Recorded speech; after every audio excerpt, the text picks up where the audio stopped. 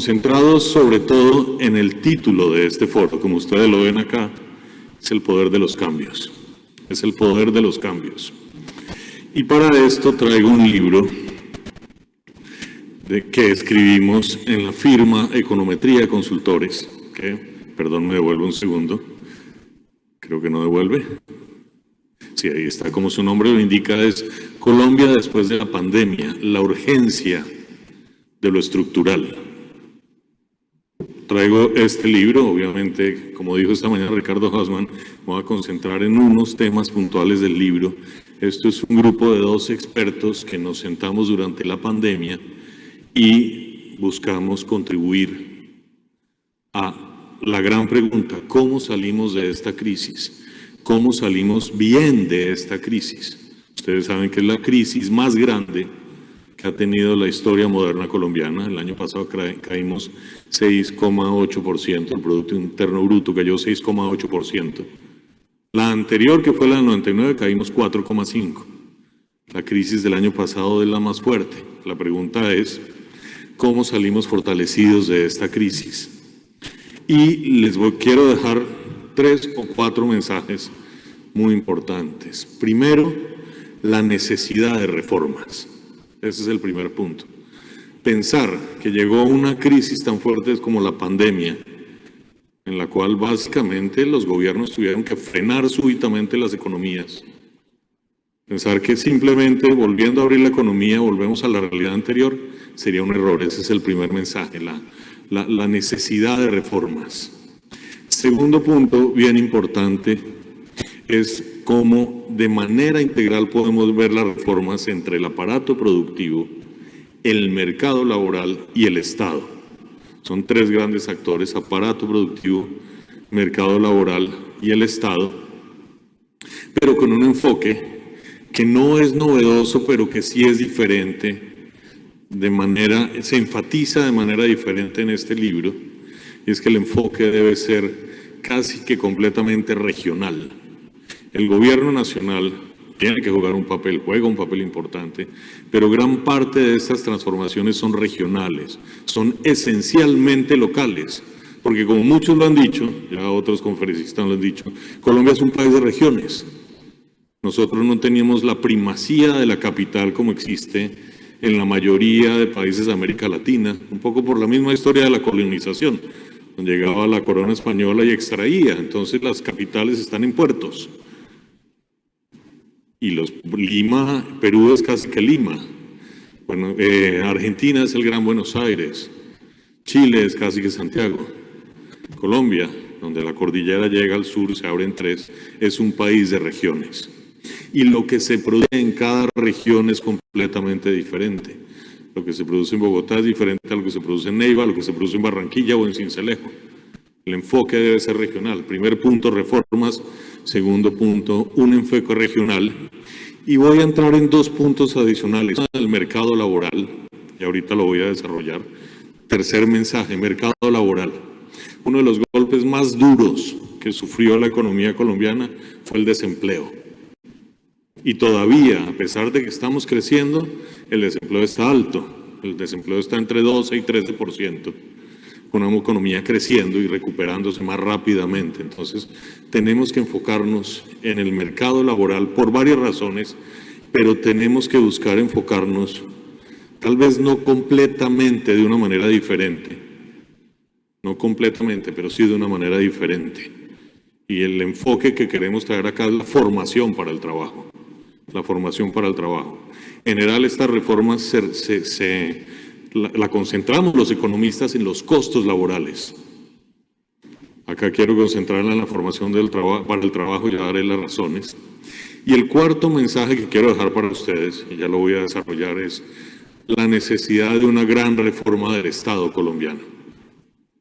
Más allá de la tributaria, donde ya hubo un paro y donde se ve la necesidad de otra, mucho más allá de la tributaria, nosotros tenemos desafortunadamente un Estado en el cual no confiamos. Por eso queremos un Estado pequeño en términos de impuestos, no queremos pagar impuestos, y un Estado grande en términos de gasto, si queremos que haya gasto para todo el mundo. Tenemos que ganar esa confianza y esto necesita de verdad una gran reforma del Estado, no solo del Estado central, sino también de los estados, de los gobiernos regionales y locales, como se llamaban alguna vez. Son los 4 mensajes que quiero dejar para ustedes. Empiezo con el primero, las reformas. El libro parte de una premisa importante. Esta premisa dice, toda crisis genera reformas. Y parte, de hecho esta premisa no es de econometría, no es nuestra, esta premisa es de un premio Nobel de Economía que se llama Daniel Kahneman, que no es economista, es psicólogo y matemático. Y él empieza, y hay varios libros, no sé si han leído La crisis de Jared Diamond, un libro muy reciente donde analiza cómo las crisis hacen resurgir varias economías, varios países, ya vimos el caso de Corea acá. Parte del plano personal, yo siempre lo pongo de una manera un poco anecdótica o coloquial. Yo la verdad subí mucho de peso en la pandemia y quiero bajar de peso y todos los días digo voy a hacer la dieta, pero pues a veces me pasa el chocolatico y digo bueno, mañana empiezo. Pero si un día me da una gastroenteritis, o cambio o me muero. Si hay una crisis fuerte, tengo que cambiar. Y esto se traduce a las economías. Las economías estables, un activo muy importante de la economía colombiana, la estabilidad. Nosotros somos estables, no tenemos grandes caídas, no tenemos la volatilidad argentina. Las economías estables es un activo muy importante, pero es muy difícil hacer cambios. Por eso es que nuestras reformas estructurales ha sido tan difícil hacerlas. Porque las reformas pueden traer cosas positivas, pero pueden traer cosas negativas también. Entonces, ¿para qué corremos el riesgo si estamos creciendo 3, 4%, si no hay una crisis fuerte? Entonces, la estabilidad impide a veces las reformas, mientras que las crisis tienen que llevarnos a hacer reformas, porque es la única forma de salir de las crisis. Para salir de las crisis tenemos que hacer algo para cambiar. Y sobre todo en una crisis como esta, una crisis como la del COVID, que es completamente diferente a las anteriores. En general las crisis son crisis de demanda. Cojamos la crisis del 2008 en Estados Unidos, una crisis del sector de vivienda, pegado a lo financiero, por los activos tóxicos, que se iba esparciendo hacia todo el resto de los sectores y el Estado tuvo que intervenir a través de gasto público y política monetaria para frenar esa crisis y resurgir la economía. Esta crisis es diferente porque esta crisis básicamente lo que los estados en el mundo tuvieron que hacer fue frenar súbitamente las economías. No pueden producir a partir de mañana nada. Y eso afectó a todo el mundo. Afectó a las empresas grandes, pero también a las pequeñas. Afectó a los trabajadores, a los formales y a los informales, a todo el mundo. Y tenemos entonces que pensar en esta crisis también como una oportunidad para ver qué cambiamos. Porque la crisis afectó a todo el mundo, pero no trajo, más que traer problemas nuevos, lo que hizo la crisis fue profundizar problemas que ya existían. El problema del desempleo, por ejemplo, el mercado laboral. El mercado laboral venía en una tasa de desempleo de 10% ya, lo que pasa es que creció al 20% en mayo del año pasado.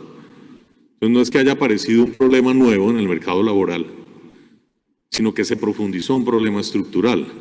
Hemos visto hoy en varias presentaciones la necesidad de una diversificación exportadora.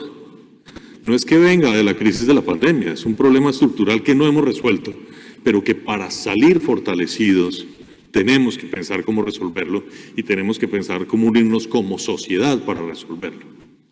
Entonces está esta premisa de toda crisis genera reforma, y esta crisis que tocó tantas personas, tantas empresas, al Estado mismo, tiene que llevarnos a pensar y tenemos que verlo de verdad como una oportunidad para hacer estos cambios. Por eso hoy está, como el nombre del foro lo dice, el poder de los cambios. Esta es la premisa del libro y el libro se divide en 3 partes: el aparato productivo, por un lado, el mercado laboral, por otro lado, digamos, empresas y trabajadores, que son 2 grandes actores, y el Estado.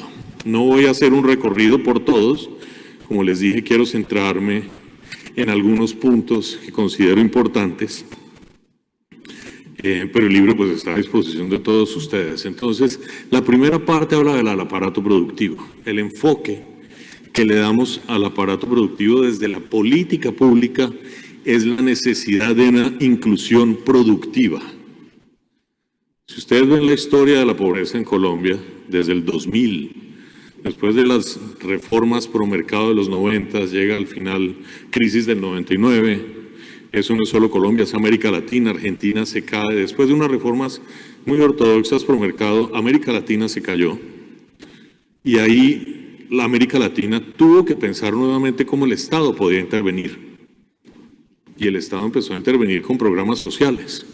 En Colombia se creó la Red de Apoyo Social, Familias en Acción, Jóvenes en Acción. Y esto ayudó paulatinamente a reducir la pobreza. De hecho, entre el 2000 y el 2020 la pobreza se redujo a la mitad.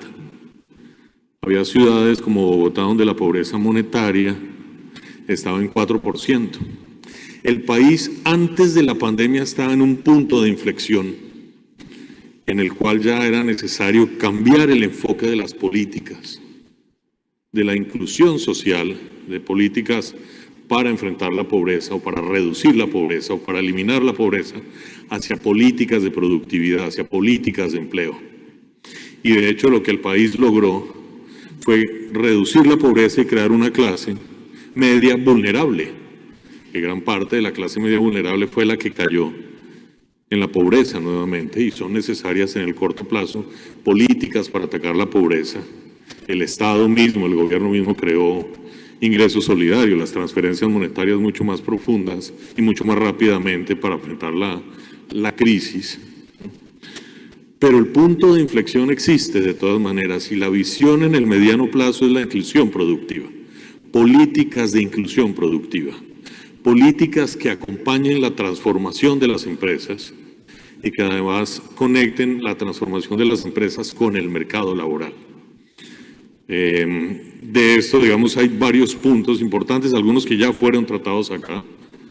En la inclusión productiva en las áreas urbanas está la diversificación inteligente, tema en el que no voy a profundizar, ya lo planteó muy bien Ricardo Hausmann, por ejemplo, esta mañana, José Antonio Campo en la tarde también lo plantearon. La diversificación inteligente, partir del aparato productivo existente y que la política pública acompañe a las empresas a hacer esa diversificación inteligente, que se conviertan cada vez más complejas, con más tecnología, con más capital humano, con más innovación. No me voy a detener ahí, pero tal vez acá lo único que yo resaltaría es que esta visión de diversificación inteligente es una visión netamente local, insisto. Lo que se produce en Barranquilla es diferente a lo que se produce en Neiva o en Ibagué o en Cartagena. Obviamente hay regiones, pero de todas maneras es una política netamente local, y de esa manera debería pensarse. Está el papel del gobierno central, pero tenemos que empezar a pensar también en cuál es el papel de los gobiernos locales. ¿Cuál es el papel de las gobernaciones? ¿Cuál es el papel de las alcaldías? Y obviamente otras instituciones como la que me invitó a este foro, la que organizó este foro, la Cámara de Comercio. Pero hay otras también como las cajas de compensación, es decir, actores locales que ayuden a esta diversificación inteligente. Está el tema de movilidad urbana para el trabajo. Creo que acá no es necesario decirlo, como vine del aeropuerto hasta acá, es que se está haciendo esta transformación de las ciudades. Está el tema de la visión de la ciudad-región, digamos, que también es importante, la cooperación entre diferentes municipios, y está el tema de formación para el trabajo, al cual ya voy a entrar. Entonces, el tema de inclusión productiva, la política tiene que enfocarse en la inclusión productiva más que en la inclusión social, porque es la diversificación de las exportaciones, es la visión a futuro del país. En la segunda parte del libro está el tema laboral. El tema laboral, que es bien importante, como les digo, y acá sí voy a adentrar un poco en algunos detalles. Estas son las cifras. A mano izquierda ustedes ven cuánto creció en puntos porcentuales el desempleo en mayo del año pasado, frente a diciembre del año pasado. En los países de la OCDE, no están todos ahí, pero fíjense que el más alto es Colombia. En Colombia se dobló el desempleo, creció de 10 a 20%, creció 10 puntos porcentuales, como lo muestra ese gráfico, mientras que en la OCDE, con las mismas cuarentenas, fue 3 puntos porcentuales, más o menos. Colombia de lejos fue el más afectado. Y si ven el gráfico derecho, la tasa de desempleo al final del año pasado, Colombia estaba en el top 3, con España y con Grecia, los países más afectados en Europa. Insisto, todavía seguimos en un problema muy fuerte de desempleo. Esto además se ata con un problema estructural. Como lo dije al principio, no aparecieron nuevos problemas, se profundizaron problemas ya existentes. Esta gráfica que ustedes ven ahí es la tasa de desempleo trimestral desde 1985 hasta el segundo trimestre de este año. Fíjense que la crisis del 99 llegó el desempleo casi al mismo nivel que estaba en mayo del año pasado, el 20%. Pero eso no es decir, el golpe fue muy duro, eso es importante. Pero tal vez lo más importante de este gráfico es lo que se llama la histéresis. ¿Qué quiere decir la histéresis? El desempleo se sube y se queda pegado arriba. Fíjense cuánto nos demoramos, cuánto se demoró el país en bajar la tasa de desempleo de 20% a un dígito. Casi más de una década, casi 11 años nos demoramos. 11 años en bajar la tasa de desempleo a un dígito. 11 años con un costo social enorme, con un desempleo altísimo. No podemos demorarnos otros 11 años en hacer eso. Es decir, si estamos acá pensando como sociedad, como Estado, como instituciones, como colombianos, que la tasa de desempleo va a estar en un dígito nuevamente en el 2030, creo que estamos pensando mal. Entonces tenemos que pensar qué hacer para de verdad mucho más rápidamente reducir esa tasa de desempleo. Insisto, ahora está en 13% más o menos. Pero es lo mismo que pasó con la otra crisis, con la crisis del 1999, se queda pegada un tiempo. En Colombia se dan las grandes discusiones para la reforma laboral alrededor de los costos laborales. Los costos laborales, es decir, tenemos que reducir los costos para poder generar empleo. De hecho, el doctor Manuel le preguntó al doctor Campos sobre la regionalización del salario mínimo, por ejemplo. Entonces, la discusión se centra en reducir costos. Obviamente hay otras discusiones de flexibilizar el mercado laboral, etcétera, que están en el libro, pero tal vez el mensaje más claro que quiero dar yo en este punto es que cuando se reducen los costos, se genera más formalidad, pero no se generan más nuevos empleos. De hecho, un ejemplo muy reciente es la reforma tributaria del 2012. Lo vieron ustedes, se quitó el ICBF, se quitó el SENA de los costos laborales y se pasó al impuesto de renta, se creó el CREE, y esto ayudó a reducir la información, pero no generó nuevos empleos. ¿Qué hay que hacer para generar nuevos empleos? Este es un análisis de la OECD, 2019 OECD, CAF, CEPAL, en donde lo que plantean es el siguiente mensaje: una de las trampas del desarrollo de América Latina es la baja productividad laboral. Y el gráfico lo que muestra es, la línea de arriba es el 100%, porque estamos comparando la productividad de trabajadores respecto a la Unión Europea. La Unión Europea es el 100%. Fíjense, por ejemplo, la verde es Corea del Sur. Entonces, lo que dice la verde es que en 1950, esto era 1950-2010, un trabajador de Corea del Sur producía el 20% de lo que produce un trabajador en la Unión Europea. Y hoy produce más o menos, ahora ya mis gafas no sirven bien, pero está por ahí en el 80% de la productividad. Es decir, la productividad de un trabajador de Corea del Sur se acerca a la productividad de un trabajador de la Unión Europea. La productividad de un trabajador noruego está por encima, la línea de arriba, por encima del 100%. Ahí está pues la OCDE, que es muy parecida a la Unión Europea, la línea amarilla, pero miren América Latina.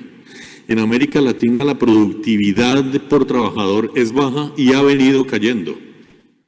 Hoy es la línea roja gruesa. Hoy un trabajador de América Latina produce más o menos el 35% de un trabajador de la Unión Europea. Y Colombia, que es la línea de rayitas rojas, tiene de las productividades más bajas de América Latina.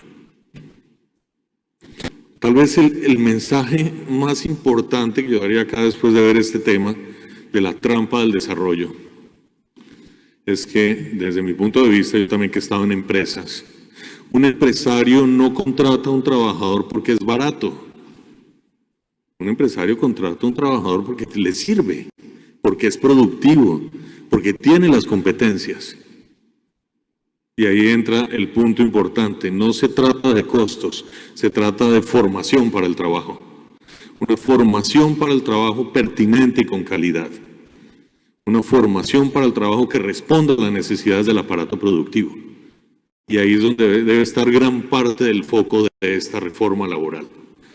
Una formación para el trabajo que ayude al aparato productivo a crecer, que sea productivo. Volvamos a los costos por un segundo. Supongamos que, como lo han dicho muchos economistas, quitemos todos los sobrecostos laborales, todos. Pensión y salud se pagan con impuestos, todo se paga, nada se paga con la nómina. De todas maneras nos queda el costo más alto, que es el salario mínimo. Tal vez lo que tenemos que pensar es cómo hacer que un trabajador produzca más que el salario mínimo, sea más productivo. Y ahí nos olvidamos del tema de los costos, sin querer decir que eso es importante bajo otras líneas que son más de formalidad. Y si vemos el gráfico de la izquierda, fíjense que ahí está la oferta y la demanda laboral por nivel educativo. Oferta laboral son las personas que están ofreciendo su trabajo, los desempleados que están buscando trabajo.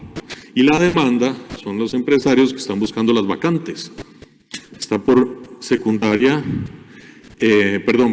por educación secundaria, sí, por técnica y tecnológico, por universitaria. Fíjense que en secundaria y en universitaria hay un poco más de oferta que de demanda.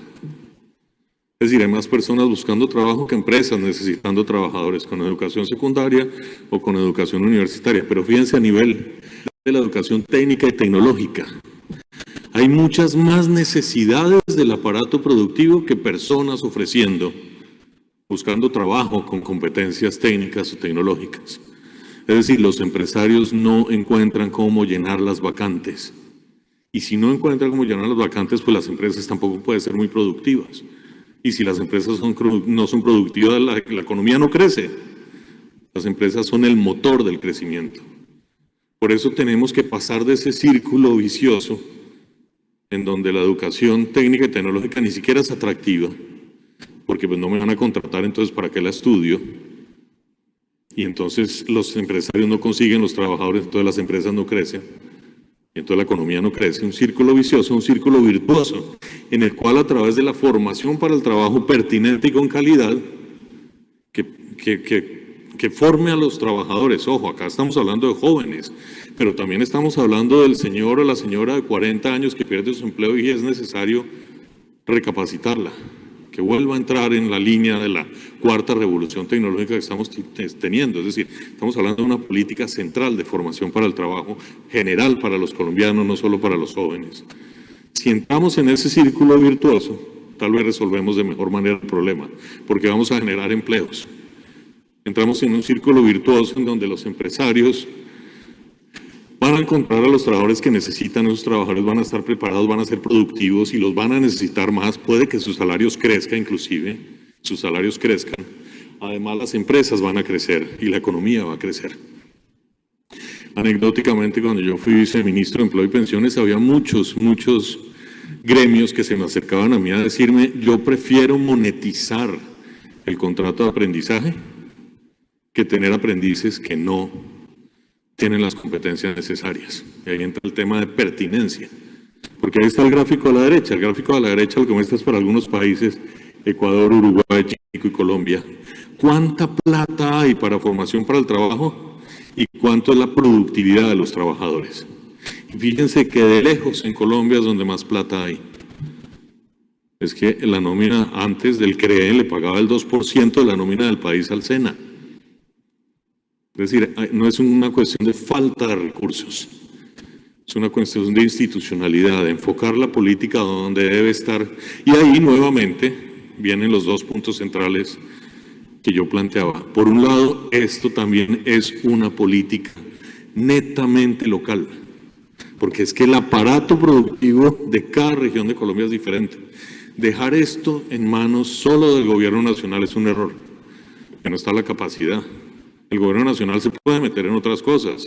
Si vamos a una reforma laboral que pasa por el Congreso, pues claro, veamos la flexibilización, veamos el Código Sustantivo del Trabajo, etcétera. Pero el tema de necesidad de capital humano es más local que nacional.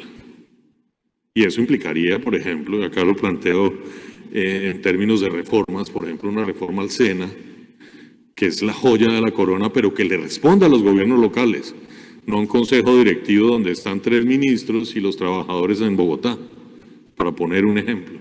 Entonces esto nuevamente, el enfoque regional es una política netamente local. Ahora, esto implica también preguntarse qué papel juegan las alcaldías.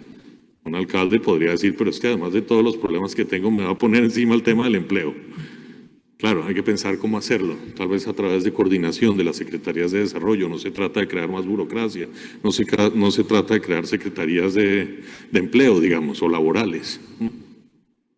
Hay que pensar cómo hacerlo, pero es esa coordinación entre las autoridades locales, los empresarios, y este es el otro punto muy importante. Creo que acá los protagonistas son los empresarios. ¿Qué capital humano necesitan los empresarios?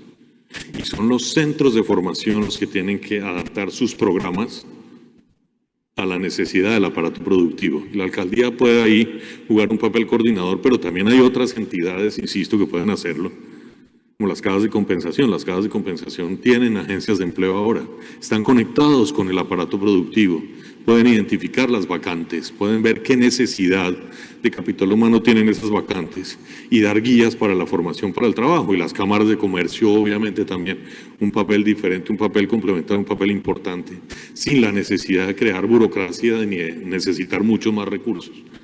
Pero insisto, acá el tema en el mercado laboral es formación para el trabajo. Bueno, para el tema de formalización están los costos. Yo creo que acá hay un tema muy importante, es aceptar que hay nuevas formas de trabajo, que la revolución tecnológica trajo nuevas formas de trabajo. Nosotros tenemos un Código Sustantivo del Trabajo de hace 60 años, que desafortunadamente es excluyente. Solo pueden cotizar los que tenemos un trabajo de 8 a 6. Y eso es excluyente. Tenemos que buscar cómo acercar la normatividad a esa realidad laboral. Esto sobre el mercado laboral. Me quedan 2 minutos. Voy a entonces ahora, dije, primer punto, aparato productivo, segundo punto, mercado laboral, tercer punto, el Estado. Macroeconómicamente hemos sido muy buenos con el Estado. No tenemos grandes déficits, no tenemos grandes crisis, pasamos sin problemas la década perdida de los 80, donde muchos países declararon la moratoria y se cayeron. Y siempre hemos sido muy responsables macroeconómicamente. Y eso está muy bien, es un activo que tenemos. Pero microeconómicamente no lo hemos logrado. Microeconómicamente el Estado no le responde a las necesidades de los ciudadanos. Y esto es un Estado, no solo estoy hablando del gobierno nacional, sino también de los gobiernos locales. El Estado no le responde a los ciudadanos. Insisto, la tutela se volvió casi que un paisaje. En muchos casos, en muchos sectores, tengo que confrontar al sector público para que el sector público me responda. Entonces, cuando llega alguien a decir tengo que hacer una tributaria porque necesito más ingresos, ¿quién va a querer pagar impuestos? Acá es necesario de verdad una gran reforma del Estado. Se puede pensar partes por partes, por ejemplo, una reforma presupuestal donde los recursos el uso de recursos sean más transparentes y se le pueda mostrar más a la comunidad qué se logra con esos recursos, pero también en temas de trámites, en temas de respuestas. En muchos casos, que el presidente diga algo en la televisión y que pase o no pase, pueden pasar 3, 4, 5, 6 meses. Después del trámite, la burocracia, el decreto se firma. Colombia, y me atrevo a decirlo, desafortunadamente es un paísta, entonces todo está en un decreto, una ley, una norma, y creemos que ya está hecho. Porque hay una eficiencia del Estado, buscar microeconómicamente la eficiencia del Estado y esta gran reforma de volcar al Estado a responder a las necesidades de los ciudadanos, de los empresarios. Es muy importante, insisto, ahí se puede pensar en cosas como reformas presupuestales, pero también en la voluntad política. Yo creo que esto, después de pasar esta primera parte de crisis, donde el Estado tuvo que responder fue con políticas de emergencia, tenemos que dar el salto a la segunda fase. que es buscar qué es necesario reformar, aprovechar esta crisis para generar estas grandes reformas y llegar a acuerdos que nos lleven a estas grandes reformas que en muchos países son ejemplo. Corea es ejemplo, Corea del Sur lo vimos hoy, un ejemplo de una crisis, una guerra que generó grandes reformas. Y si vemos esta crisis en Colombia como una generadora de grandes reformas, vamos a salir mucho más fortalecidos. Esos eran los mensajes que les quería dar. Muchísimas gracias a todos. Este libro y lo pueden buscar en econometría.com. Muchas gracias.